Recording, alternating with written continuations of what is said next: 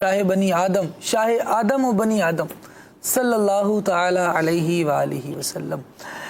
इंसान के हकीकी खैर खा, इंसानियत के हकीकी खैर खा, अल्लाह रब्बुल आलमीन जल्ला व अला के मुतलक खलीफा, अल्लाह तबारक व ताला के नाइब मुस्तफ़ा करीम सल्लल्लाहु ताला अलैहि वालिहि वसल्लम, जो इंसान को वो बयान फरमा रहे हैं कि इसके लिए बेहतर क्या है, वो इससे आगाह कर रहे हैं कि तुम्हारे लिए बुरा क्या है, तुम अच्छाई को अपनाओ, इसकी तलकीन इरशाद फरमा रहे हैं, तुम बुराई को छोड़ो, ये बात भी समझा रहे हैं, बता रहे हैं। ये हमारे हकीकी खैर खा हैं, ये हमारे भलाई चाहने वाले हैं, ये हरीसुन अलैकुम है, इनकी ये शान है, अल्लाह तबारक व ताला ने अता फरमाई है। ये हमसे जितना प्यार करते हैं कोई किसी से कहाँ इतना प्यार करता होगा। हमें हर जगह याद रख रहे हैं, जहाँ सब भूल जाएं, जहाँ बाप माँ ये बंदे से राह फरार इख्तियार कर रहे हों, उसके अपने उससे बेगाने हो गए हों। कुरान फरमाता है यौमा यफिर्रुल मरउ मिन अखीह व उम्मिही व अबीही व साहिबतिही व बनी, ये करीबी रिश्ते, ये भाई माँ ज़ौजा बहन, ये सब जिस दिन भाग रहे हों, जिस दिन पीछा छुड़ा रहे हों या छोड़ के जा रहे हों, अपनी अपनी में लगे हों, उस दिन मुस्तफ़ा करीम सल्लल्लाहु ताला अलैहि वाली वसल्लम ने अना साहिबुकुम इरशाद फरमाना है, अना लहा इरशाद फरमाना है, इरशाद फरमाना है कि इस काम के लिए मैं ही तो हूँ, तुम्हारी मुश्किल कुशाई यहाँ मैं ही तो फरमाने वाला हूँ। अदनान भाई क्या फरमाएंगे? मुस्तफ़ा करीम सल्लल्लाहु अलैहि वसल्लम की मुबारक ज़ात है और ये हमारी कैसी खैर खा है। अल्लाहु अकबर, अल्हम्दुलिल्लाह रब्बिल आलमीन वस्सलातु वस्सलामु अला सय्यिदिल मुरसलीन, अम्मा बाद फ़अऊज़ु बिल्लाहि मिनश शैतानिर रजीम, बिस्मिल्लाहिर रहमानिर रहीम। नबी मुकर्रम शफ़ी उम्मत सल्लल्लाहु ताला अलैहि वालिहि वसल्लम, आप इंसानों के हकीकी तौर पर सबसे बड़े खैर खा हैं, न सिर्फ मुसलमानों के बल्कि इंसानों के। क्योंकि जो कलमा पढ़कर आपका उम्मती बन गया, आपके दामन से वाबस्ता हो गया, इसके लिए अब खैर खाही क्या है नबी पाक अलैहिस्सलाम ने वो भी बताया है, और जो इनके दामन से दूर है उसके लिए खैर खाही क्या है ये भी नबी पाक अलैहिस्सलाम ने बयान फरमाया।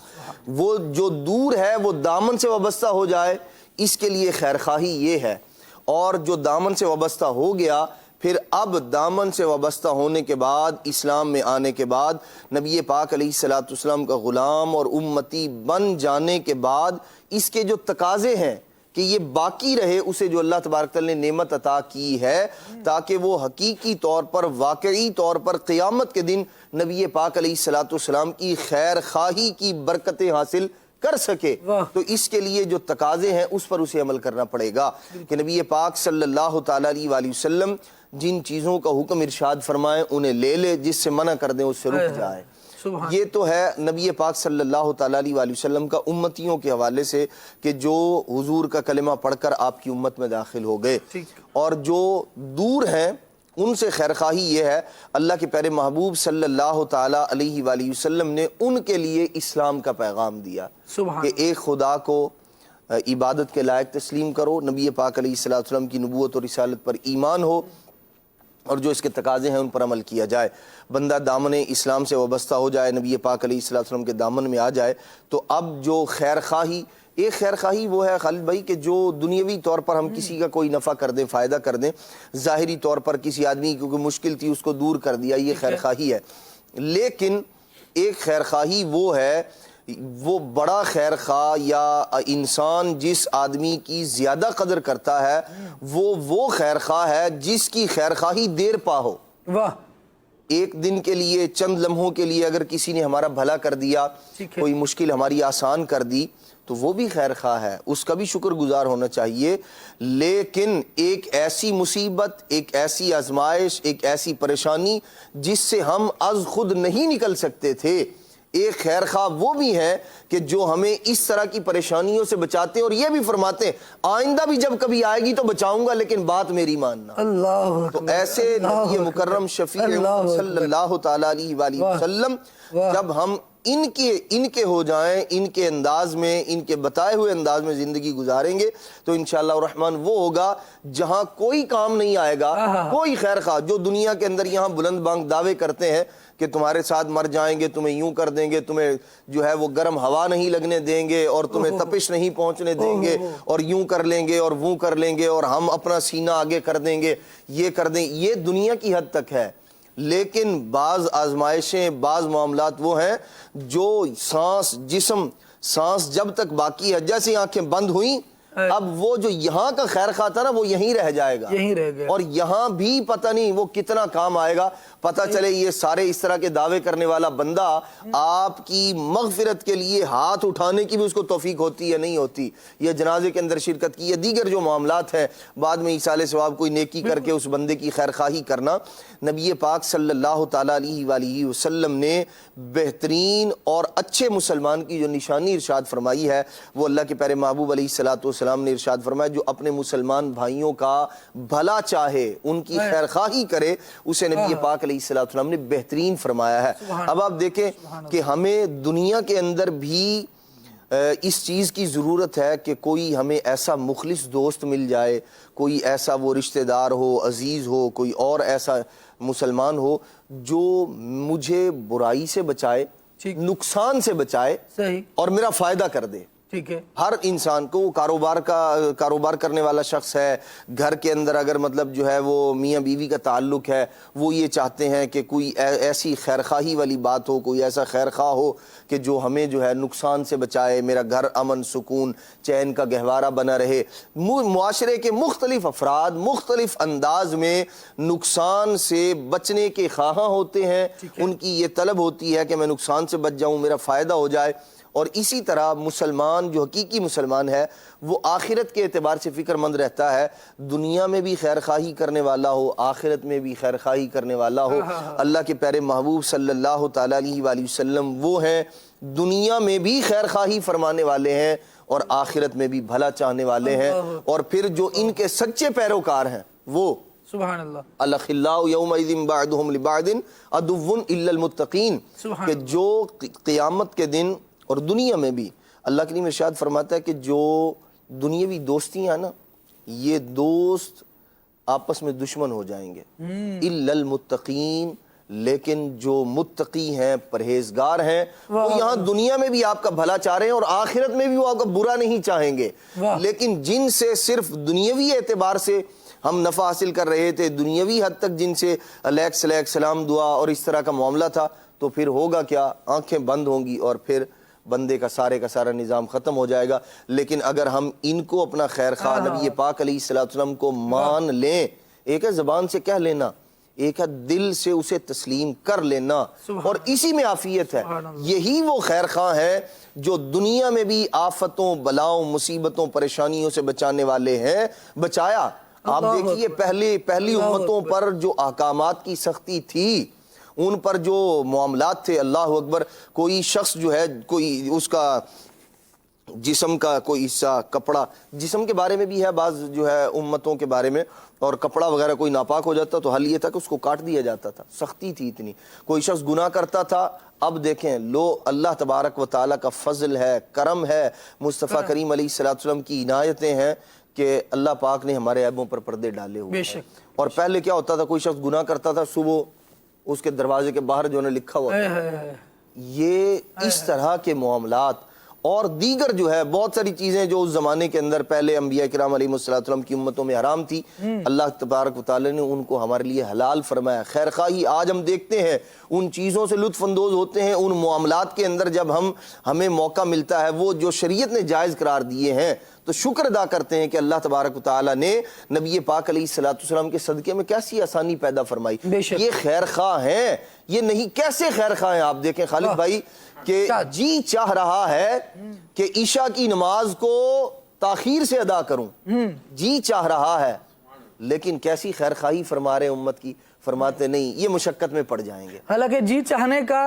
اللہ تبارک و تعالیٰ کی بارگاہ میں مقام کیا ہے؟ قد نرا تقلب وجہک فی السماء، بار بار اگر آنکھ اٹھا کر اوپر بھی دیکھیں تو ان کا جی چاہنا رب العالمین جل وعلا کو ایسا پسند ہے، فرماتا ہے فَلَنُوَلِّيَنَّكَ قِبْلَةً تَرْضَاهَا، تمہاری رضا کی بات ہے، تمہارے جی چاہنے کی بات ہے، تو ہم ضرور اسی کی طرف تمہیں پھیر دیں۔ بالکل جی چاہنے کا مقام تو یہ ہے۔ اور آپ دیکھیے یہ امت کے ساتھ خیر خواہی ہے، ایسا آپ خیر فرما خواہ رہے تھے ملے گا، کہ جی چاہ رہا ہے کہ عشاء کو مؤخر کریں، عشاء کو مؤخر کریں، جی چاہ رہا ہے لیکن نہیں کر رہے، فرماتے ہیں مشقت میں پڑ جائیں۔ اب آپ کی پسند کیا ہے؟ اچھا پھر آپ دیکھیے اس پسند کا، اس چاہت کا اظہار یوں فرما رہے ہیں، ساری رات خود عبادت کر رہے ہیں،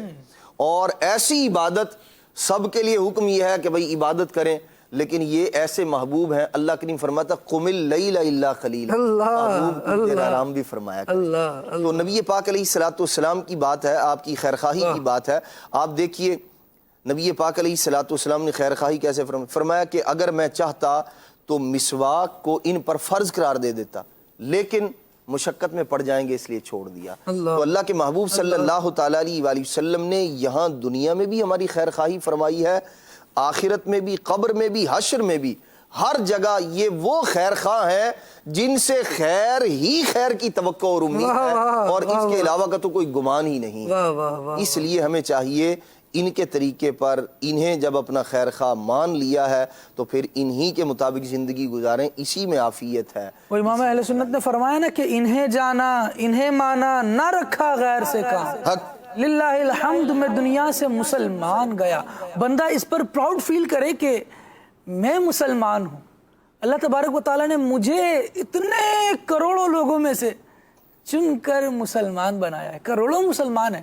لیکن وہ چنیدہ رب العالمین جل وعلا کے بندے ہیں۔ کتنی مخلوقات ہیں، کتنوں کو تو رب کی حضور سجدے کی توفیق ہی نہیں ہے۔ رب نے مجھے وہ بنایا ہے کہ میں اس کی بارگاہ میں جھکوں تو اللہ تبارک و تعالیٰ مجھے ہی ثواب عطا فرمائے گا۔ کل جمعہ کی تیاری کر رہا تھا میں، تو ایک بات یہ آئی کہ مسلمان کتنا شان والا، کتنا شرف والا ہے کہ دنیا بھر میں کوئی بھی شخص کوئی بھی نیکی کر لے، بھلائی کر لے، اچھے سے اچھا کام کر لے، لیکن حال یہ ہے کہ اس کو آخرت کا بدلہ نہیں نصیب، سوائے مسلمان کے۔ اگر مسلمان ہوگا تو بعض صورتوں میں اللہ تبارک و تعالیٰ دنیا میں بھی اس کو بدلہ عطا فرماتا ہے، آخرت میں بھی عطا فرمائے گا۔ بلکہ بعض کے بارے میں فرمایا گیا نا، لہم البشرا فی الحیات الدنیا و فی الآخرہ، اللہ کے نیک بندے جن سے اللہ تبارک و تعالیٰ راضی ہو گیا، ان کے لیے بشرا، بشارت، خوشخبری، کامیابی، انعام، یہ سارے معنی اس لفظ کے کیے گئے۔ فرمایا گیا کہ اس دنیا میں بھی ہے اور آخرت میں بھی ان کے لیے باقی رکھا جائے گا۔ یہ کون لوگ ہیں؟ یہ وہی تو مسلمان ہیں جن کے خیر خواہ محسن انسانیت ہیں، مصطفیٰ کریم صلی اللہ تعالیٰ علیہ وآلہ وسلم ہیں، اور وہ لوگوں کو بتا رہے ہیں کہ زندگی ایسے گزارو گے، قولوا لا الہ الا اللہ تفلحوا، لا الہ الا اللہ کہو، اس کے لوازمات پورے کرو، اس کے حقوق ادا کرو، تم کامیاب ہو جاؤ گے۔ یہ مصطفیٰ کریم صلی اللہ تعالیٰ علیہ وآلہ وسلم کی تعلیم ہے۔ فرمایا آمنت باللہ ثم استقم، جب اللہ تبارک و تعالیٰ پر ایمان لے آئے، کہا کہ میں اللہ پر ایمان لاتا ہوں، پھر اس پر ڈٹے رہو۔ پھر یہ نہیں ہو کہ میں ایمان تو اللہ تبارک و تعالیٰ پر لایا ہوں لیکن اپنی ضروریات کو میں خود زیادہ سمجھ رہا ہوں۔ اگر اس طرح سے زندگی گزارنے کی کوشش کریں گے تو پھر مشکل ہو جائے گی۔ بندہ اللہ تبارک و تعالیٰ کی بارگاہ میں جب ایمان لانے کا اقرار کرتا ہے نا، کہتا ہے لا الہ الا اللہ محمد الرسول اللہ صلی اللہ تعالیٰ علیہ وآلہ وسلم، اللہ کے سوا کوئی عبادت کے لائق نہیں ہے، اور محمد صلی اللہ علیہ وسلم اس کے رسول ہیں۔ گویا اس نے اللہ اور رسول کے سامنے اپنے آپ کو سرنڈر کر دیا، اور اب اس کا یہ کہنا ہے کہ میرے مولا جو تیرا حکم ہوگا میں نے وہ کرنا ہے، بالکل جو مصطفیٰ کریم صلی اللہ علیہ وسلم کی تعلیمات ہوں گی میں نے وہ کرنی ہے۔ وسیم بھائی، مصطفیٰ کریم